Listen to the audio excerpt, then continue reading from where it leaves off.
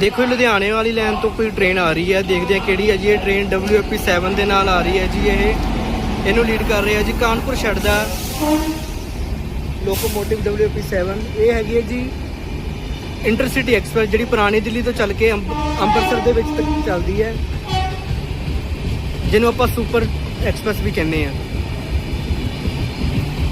ਇਹਦਾ ਵੀ ਜਿਹੜਾ ਹੈਗਾ ਅਰਾਈਵਡ ਬਹੁਤ ਵਧੀਆ ਹੋ ਰਿਹਾ ਹੈ, ਵਧੀਆ ਸਪੀਡ ਦੇ ਨਾਲ ਇਹ 1 ਨੰਬਰ ਪਲੇਟਫਾਰਮ ਤੇ ਅਰਾਈਵਡ ਕਰਦੀ ਪਈ ਆ।